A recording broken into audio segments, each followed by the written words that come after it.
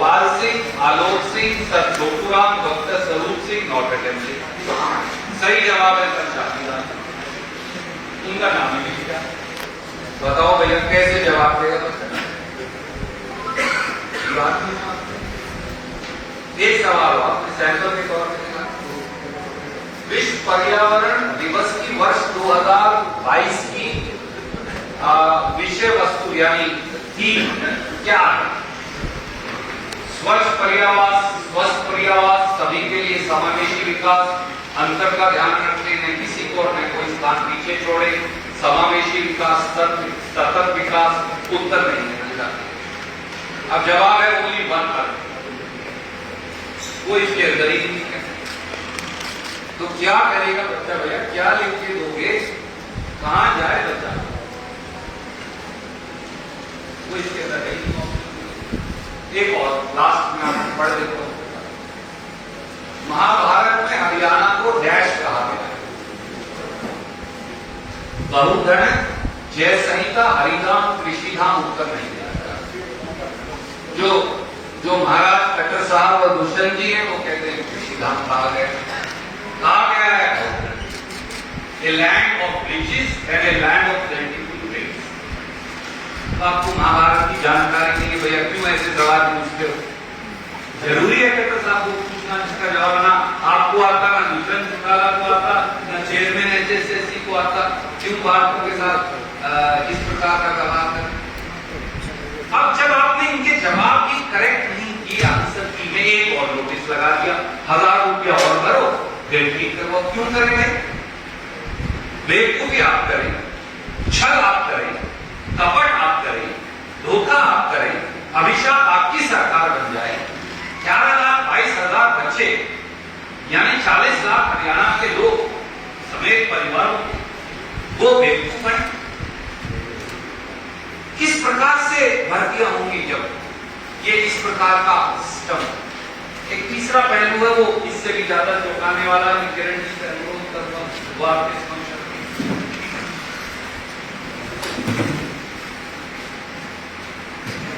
धन्यवाद संदीप जी, बहुत विस्तार से आपने सचमुच में ये दिखाया कि किस तरह से ये कॉमन एलिजिबिलिटी टेस्ट तो एक्चुअली एक्सप्लॉयटेशन टेस्ट बन गया और किस तरह से हमारे बच्चों के साथ इतना जबरदस्त खिलवाड़ हो रहा है। शैलजा जी ने बताया कि किस तरह से 2 लाख पद जो हैं आज हरियाणा के अंदर खाली हैं। 2019 से लेकर 2023 के बीच कोई भी बड़ी भर्ती नहीं हुई। युवा जो हैं वो दर बदर की ठोकरें खा रहे हैं, हताश हो रहे हैं, बुरे हाल उनके हो रहे हैं और सरकार जो है उसके कोई फर्क ही नहीं पड़ता। एक तरह से इतना जबरदस्त माहौल जो है नौजवानों का जो है ये सरकार ने बना दिया है। आपको याद होगा कि जब ये डबल इंजन सरकार 2 बारी बनी, वायदा किया गया था कि 2.5 करोड़ नौकरियां हर साल जो है नौजवानों को दी जाएंगी। अब 2.5 करोड़ की तो बात छोड़िए, यहाँ तो 2 लाख नौकरियां जो लंबित पड़ी हैं 2019 से, उन नौकरियों को आज तक नहीं भरा गया। और किस तरह से नौजवानों के साथ खिलवाड़ हो रहा है वो आप सबके सामने, और मैं आपको किस तरीके से मैं बताती हूँ कि या तो ये हजारों जो भर्तियां हैं इनका जो है नतीजा वो नहीं निकाला, या फिर इनको रद्द कर दी गई है, और या फिर गलत नीति के कारण जो है कोर्ट के जो है चक्कर काटने पड़ रहे हैं। तो हालात ये हो गए हैं कि आज के दिन कोई भी जो युवा है उसको समझ नहीं आ रहा कि हम आगे किस तरह से हमारे को नौकरी मिलेगी। बाकी नौकरी जो लंबित है वो तो दी नहीं है।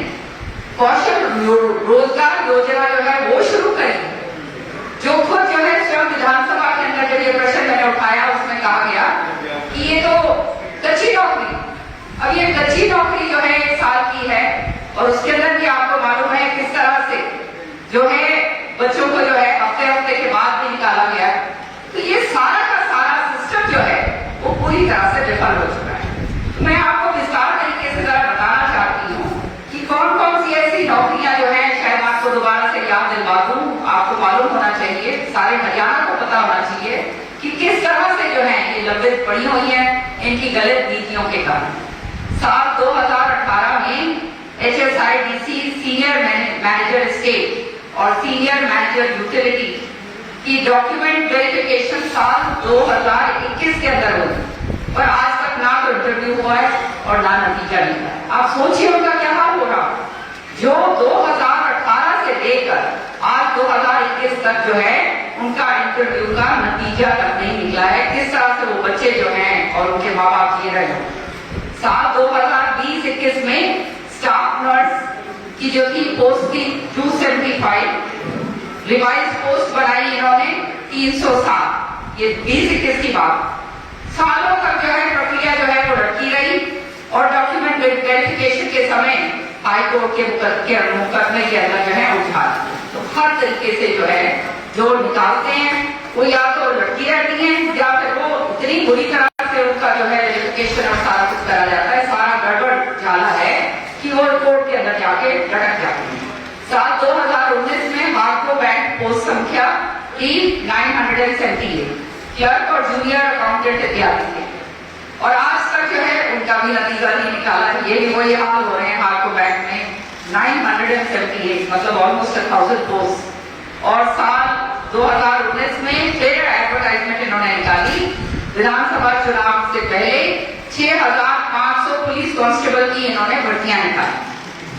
विधानसभा चुनाव जैसे ही हुए उनको कैंसिल कर दिया गया, उनको वापस ले लिया गया।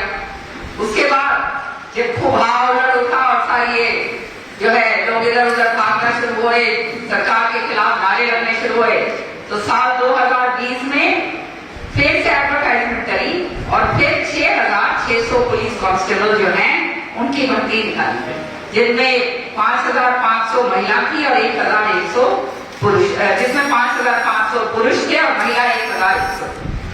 अब उसके बाद जो नया घटनाक्रम हुआ 2021 में भर्ती पेपर जो है वो लीक हो गया। आपने देखा है किस तरह से सारे पेपर लीक हो जाते हैं। ये हैरानी की बात है कि सारे पेपर जिस तरह से लीक हो रहे हैं, ये सरकार की व्यवस्था देखिए और ये एजुकेशनल सिस्टम देखिए आप बच्चों के लिए जिस तरह से इन्होंने कर रखा है।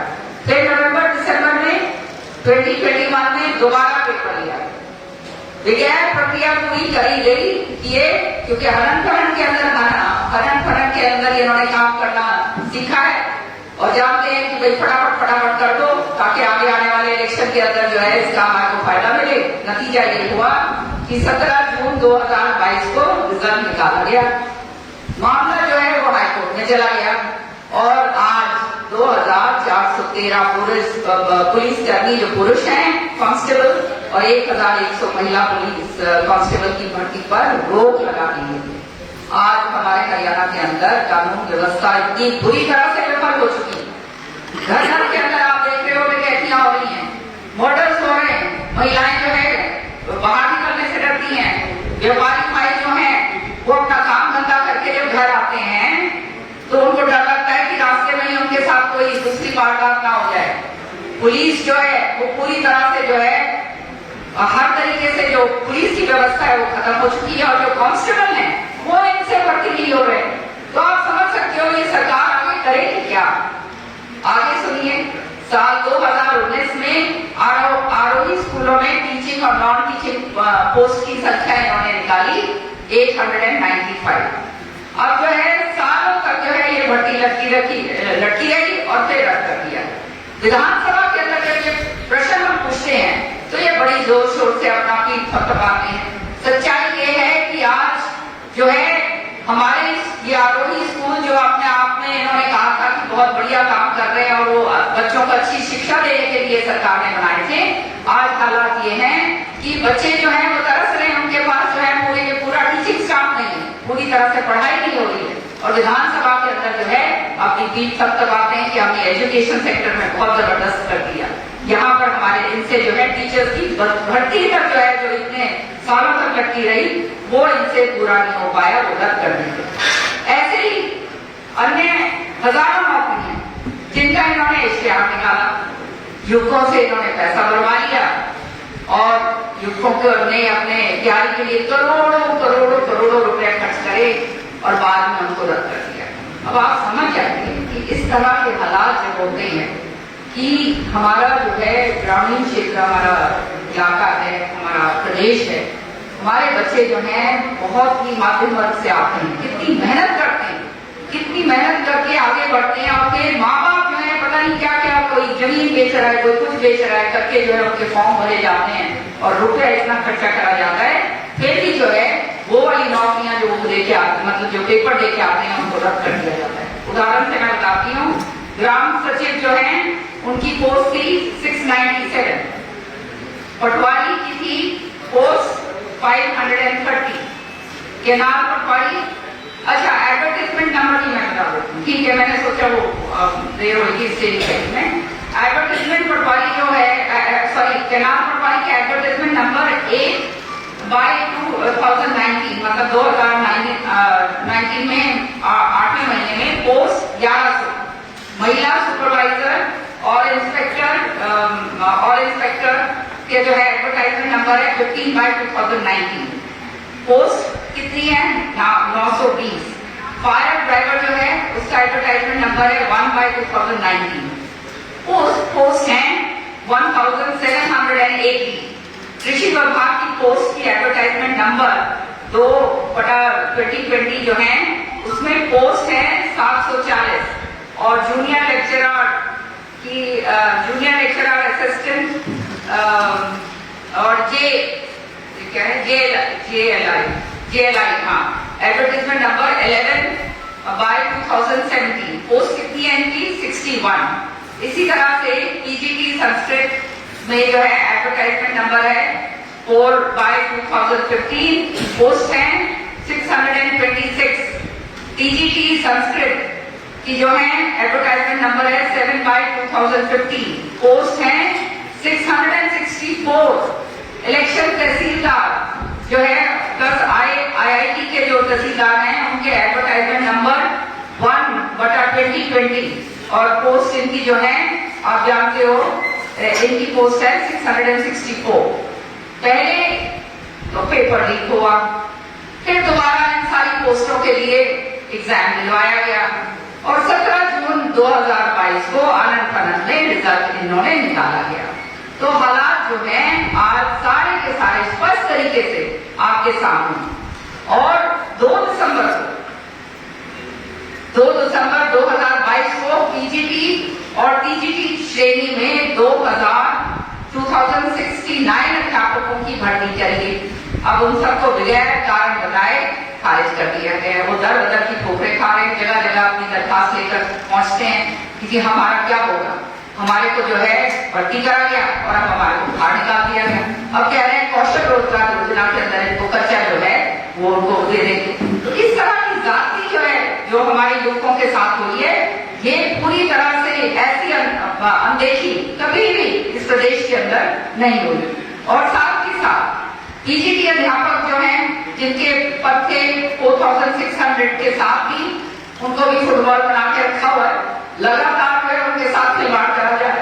साल 2019 में पीजीटी अध्यापकों की पोस्ट एचएसएससी के माध्यम से निकाली गई थी, बाद में उसी भर्ती प्रक्रिया को कैंसिल करके साल 2022 में एचपीएससी में ट्रांसफर कर दी।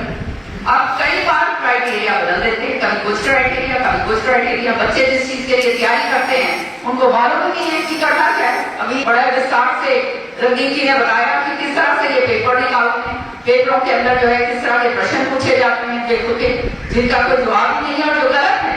और इसी तरह से क्राइटेरिया भी जो है मनमाने तरीके से जो है ये क्राइटेरिया निकालते हैं। और जब ये क्राइटेरिया कई बार बदलते हैं, उसके बदलने के बाद 25 मई 2023 को 8 विषयों के 3863 पीजीटी पद पर और जो है 630 मेवात आर्डर के जो पीजीटी पद थे उनकी जो है सारी की सारी भर्ती जो है वो खारिज कर दी। अब कितनी जाती है आपके सामने सारी बातें हैं। अब फिर इश्तिहार निकाला है करने जा रहे हैं क्योंकि अब इलेक्शन आ रहा है, तो जो है इलेक्शन ईयर के अंदर जो है दिखा रहे हैं कि अब फिर दोबारा से भर्ती करने जा रहे हैं। सच्चाई ये है कि हम जब गांव में जाते हैं युवा बालक जो है हताशा होके फिर रहे हैं। आज आमदनी है नहीं, महंगाई इतनी बढ़ गई है, रोजगारी दिहाड़ियां कोई करेगा, जो बच्चे के पास नौकरी नहीं है, जो अपने घर का पालन पोषण नहीं कर सकता, जो है उनको लड़कियां देने से जो है रिश्ते जो है वो बंद हो गए। ये एक बहुत बड़ा एक सामाजिक प्रॉब्लम जो है ये हरियाणा के अंदर बनता जा रहा है। और ये बात को जो है विधानसभा में मैंने बार बार उठाई है और आने वाले समय में जो रणदीप जी ने और शैलजा जी ने सारी यहाँ पे बात कही है, इसको कॉन्सोलिडेशन मोशन के जरिए, काम रोको प्रस्ताव के जरिए विधानसभा में दोबारा से बहुत जोर शोर से मैं उठाऊंगी। और अब आगे जो है मैं आग्रह करूंगी शैलजा जी से कि आगे जो है वो पूरा विस्तार से बताएं कि किस तरह से हमारे युवक जो हैं उनके साथ हरियाणा सरकार में जबरदस्त दाखिल कर।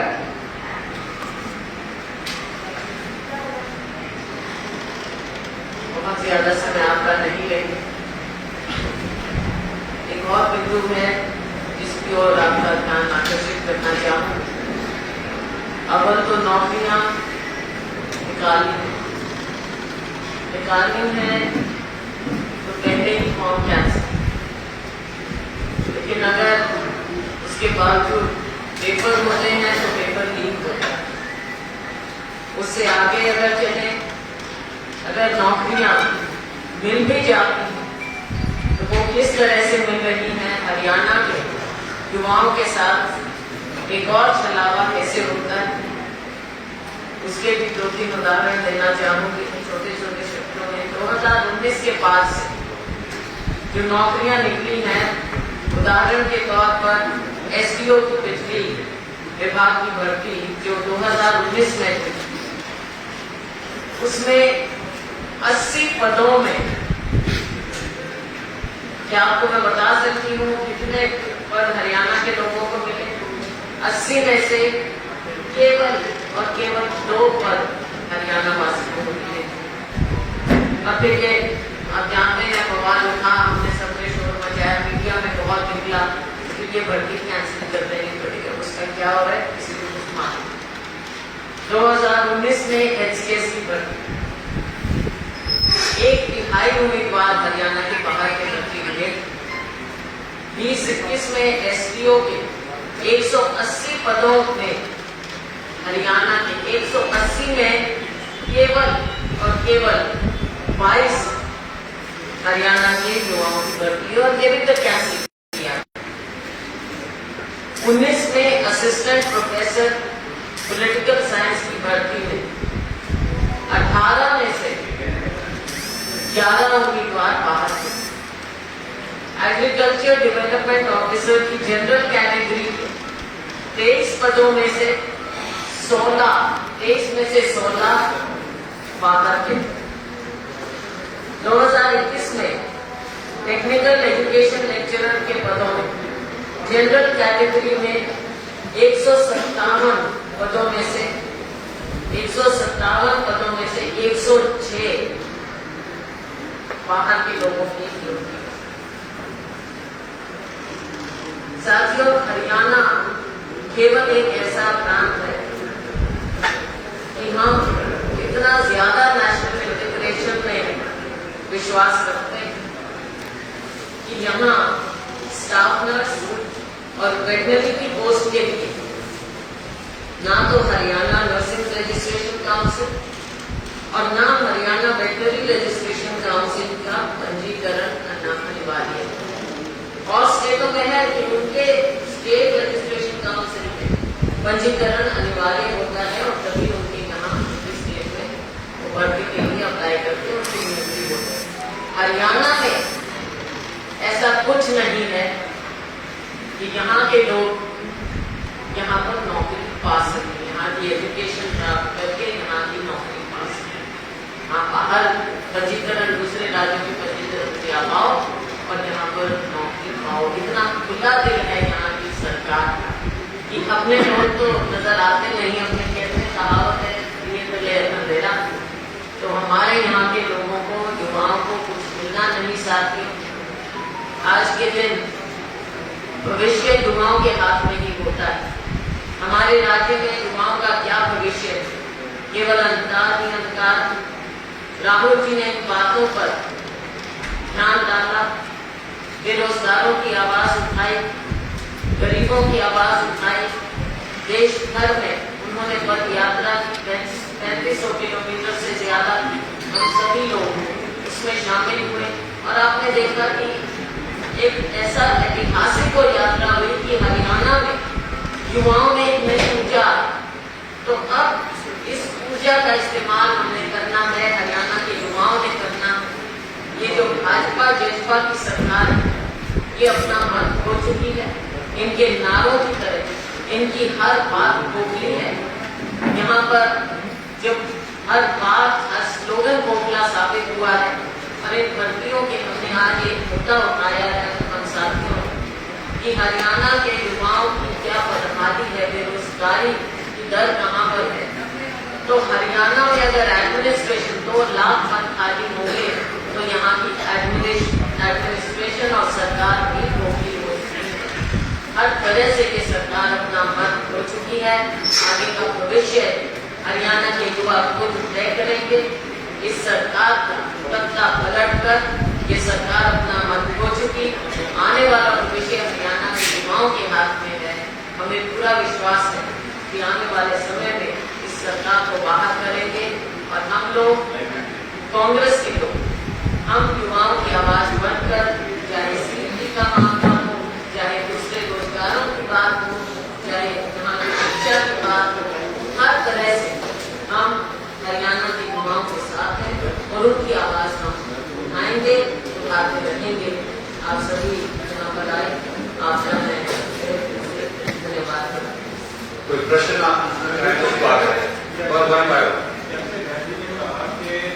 युवाओं की शादियां नहीं होती, लेकिन सीएम को एक ऐसी स्कीम लेके आ रहे हैं कि 45 साल से ऊपर के युवाओं को अब पेंशन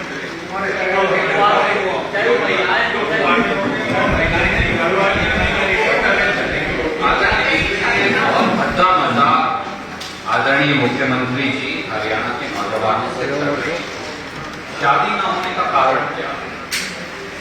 स्वेच्छा भी हो सकता है, पर हरियाणा का युवा, जैसा शैलजा जी ने कहा, किरण जी ने कहा, मैंने कहा, इस समय भीषण और भयंकर बेरोजगारी के का शिकार उसका भविष्य, उसके भविष्य की घटकर सरकार ने मूल हत्या कर दी और इस बात को मजाक में लेना, जिस प्रकार से कई बार मुख्यमंत्री जी भी करते हैं और मित्र भी कर देते हैं। मुझे लगता है कि हरियाणा के दर की ठोकरें खाते, मौके की उम्मीद तलाशते, जिंदगी का बेहतर कल ढूंढते हरियाणा के युवाओं के साथ इस प्रकार का भद्दा लूट मजाक नहीं करना। आपने सीटी के सारे कई सवाल खड़े किए, तो क्या ये सीटी सिस्टम आप वापस लेने की या मांग करते हैं? सीटी सिस्टम जो है जिस पर आपने कोई क्वेश्चन मार्क लगाए हैं, तो क्या इस सीटी सिस्टम को खत्म करने की बात करते हैं? देखिए, सीईटी सिस्टम जो है, कॉमन एक्सप्लॉयटेशन टेस्ट, हरियाणा के युवाओं को बेवकूफ बनाने का धंधा बना लिया है खट्टर सरकार, और ये कॉमन एक्सप्लॉयटेशन टेस्ट बन गया। इसमें जितनी खामियां 2019 से हम 2023 में आ गए, आज तक रोजगार मिला नहीं, और जिस प्रकार से इसमें गलतियां हैं, खामियां हैं, ना आगे मिलने वाला, तो ऐसे में हरियाणा के युवाओं के भविष्य की भ्रूण हत्या क्यों हो रही है?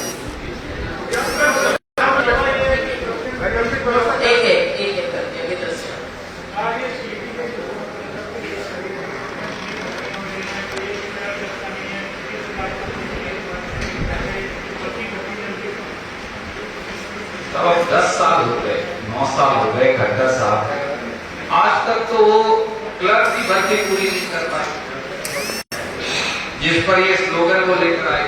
क्या हो गई? वो जो क्लर्क लगाए थे आज से 7 साल पहले, वो सारे रख गए।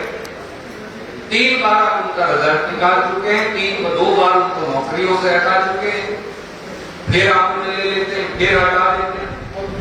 हरियाणा के युवाओं के भविष्य को अंधकार में धकेलने का काम श्री मनोहर लाल खट्टर और श्री दुष्यंत चौटाला कर रहे हैं, और अपनी विफलताओं का, सरकार की नाकामियों, निकम्मेपन और नकारापन का बजाय हरियाणा के युवाओं के सर पर फोड़ने के अपने गिरेबा में झांक कर देखे, क्योंकि कटघरे में खड़े असली दोषी श्री मनोहर लाल खट्टर और भूषण चौटाला।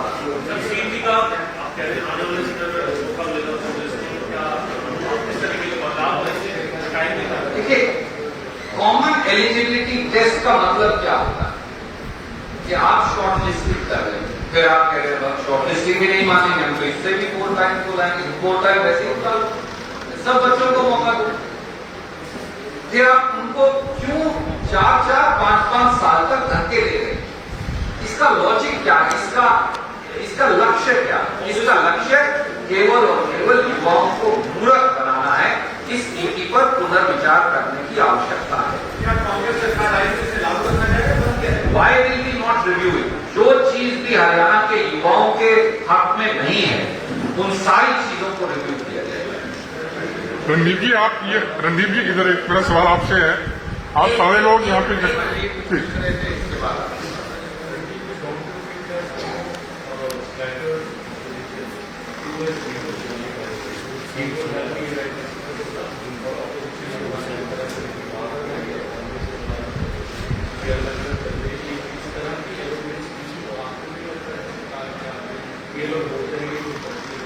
आदरणीय मित्र, अगर आप मोदी जी और खट्टर साहब के अहंकार के लिए भी हमें जिम्मेवार माने तो मुझे लगता है कि ये हमारे साथ अन्याय है।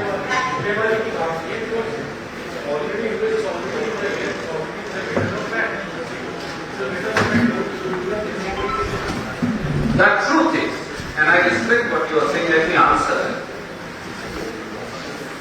The arrogance of Chief Minister Manohar Lal Khattar ji and Dushyant Chautala and BJP emanates from their inherent division agenda. BJP successfully for some time implemented a poisonous agenda of caste division in Haryana,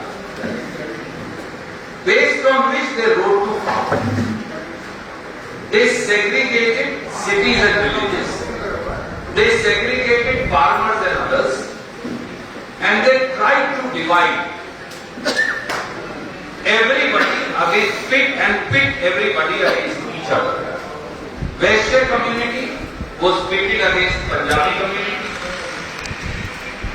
The agricultural communities were pitted against poor and backward communities. But now everyone has seen through this bluff, and people of Haryana are ready, are itching to vote out this government, as also ensure that the arrogance is demolished to pieces. Randeep जी, एक सवाल आपसे ये है कि आप सारे लोग पहली दफा इस मंच पे इस तरह से इकट्ठे हुए सरकार के खिलाफ हमलावर है, तो आने वाले समय में आपकी जो मुहिम है, क्या आप इसको और तेज करने वाले, क्या जनता में जाने वाले? एक सवाल तो मेरा आपसे ये है। दूसरा ये है कि सीटी की आड़ में कि कहीं पे निगाहें, कहीं पे निशाना तो नहीं है? देखिए, हम आपकी तरह सजग और पहले पत्रकार तो नहीं है, क्योंकि साधारण आप भी तो सब इकट्ठे होकर आए, 50 साल 70 साल हम सब कांग्रेस के सिपाही हैं और हम सदा इकट्ठे थे और हैं। हमारा लक्ष्य केवल एक है। ये लक्ष्य स्वार्थवश नहीं, ये लक्ष्य हरियाणा के युवाओं की, बेरोजगारों की आवाज उठाना और बढ़ना है, और इसके लिए हर प्रकार का संघर्ष जो करना पड़ेगा आगे आने वाले दिनों में, हम वो संघर्ष करेंगे। रणदीप जी, सारे और जहां तक आपने कहा, जहां आपको निशाना दिख रहा है, अर्जुन को मछली की आंख दिखती थी। मैं महाभारत की धरती से आता हूं, फिर दोहराता हूं कि हमें मछली की आंख दिख रही है, और वो है हरियाणा के युवाओं का उज्जवल भविष्य। रणदीप जी, वो कुछ कमी इकट्ठे होने में सारे हो चुके हैं? अलग-अलग इकट्ठे हो रहे हैं। देखिए, मैं आपसे एक अनुरोध करूंगा, हाथ जोड़कर, आपका हमारा हंसी मजाक चलता रहेगा, वो हरियाणा का चरित्र भी। अगर हरियाणा में हंसी ठट्ठा ना हो तो फिर वो हरियाणा, परंतु आज हम एक गंभीर विषय को लेकर इकट्ठे हुए हैं, आपके समक्ष हैं। इसको और आगे लेकर जाएंगे और हम इसको डाइवर्ट करके हरियाणा के युवाओं के बेरोजगारी और भविष्य से जुड़े गंभीर विषय को डाइल्यूट नहीं करना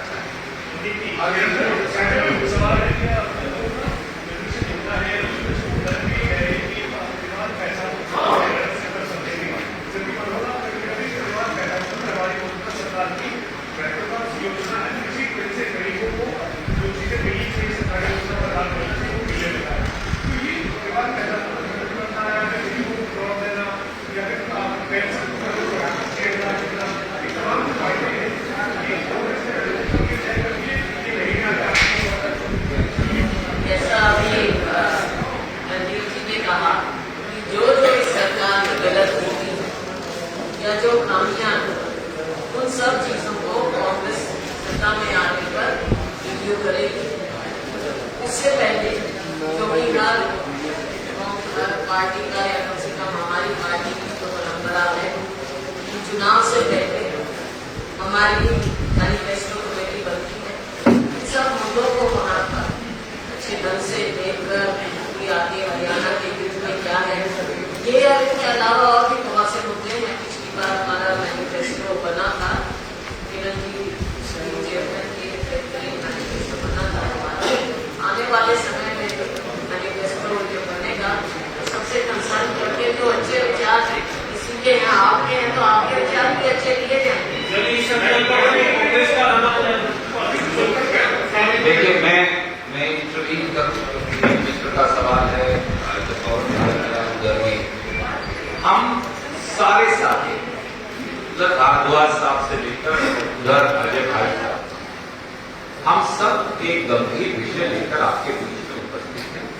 आज हम हमारे सवाल और उसके जवाब विषय तक सीमित रखेंगे, क्योंकि हमें लगता, आपने कहा कि वो मछली की आंख है हरियाणा के युवाओं का भविष्य। ये अत्यंत गंभीर विषय। 28 लाख बच्चे, शैलजा जी ने जो पढ़ के बताया, 11 लाख 22,000, सीईटी में 7 लाख 75,000, कौशल रोजगार निगम में और लगभग 10 लाख क्लास 3 क्लास 27 ओवरलैप की होगी। 20-25 लाख बच्चे तो रोजगार की ऑफिशियल तलाश में घूम रहे हैं। हम इसलिए किसने क्या कहा, कौन क्या वादा कर रहा है, आज इसका भी समय आएगा। आज हम केवल हमारे सवाल, आपके सवाल और हमारे जवाब वहीं पर सीमित रखना चाहेंगे। ये मेरा आपसे हाथ जोड़कर अनुनय भी है, अनुरोध भी है, इसलिए हमने अपने आप को उस बात तक सीमित कर दिया। क्योंकि आप सबसे ज्यादा सीटी पे लिखते हैं कि लास्ट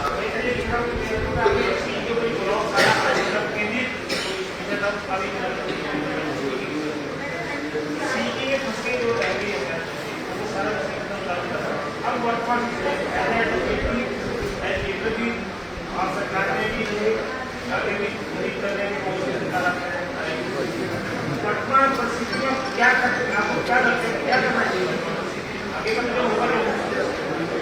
खट्टर सरकार के निकम्मेपन, नकारापन, नाकामयाबी और दुर्भावना का एपिडेमिक है। इसीलिए इसे कॉमन एक्सप्लॉयटेशन का हमने नाम दिया है। इसकी त्रुटियां मैंने आपको 6 त्रुटियां बताई। शैलजा जी ने, मैंने, किरण जी ने, हम सब ने, चंद्रमोहन जी ने, हमारे कार्यकारी अध्यक्षगण बैठे। क्या इनकी कोई त्रुटियां दूर कर सकता है? पर मुख्यमंत्री जी मौन में, दुष्यंत चौटाला जी को कोई जानकारी नहीं और बच्चे जो हैं वो दर-दर की ठोकरें खा रहे हैं। इसलिए हम एक निर्णायक संघर्ष करेंगे ताकि हर वो त्रुटि जो हरियाणा के युवा इस कॉमन एक्सप्लॉयटेशन टेस्ट में बता रहे हैं, हम मजबूर करेंगे सरकार को कि वो इसे दूर करे।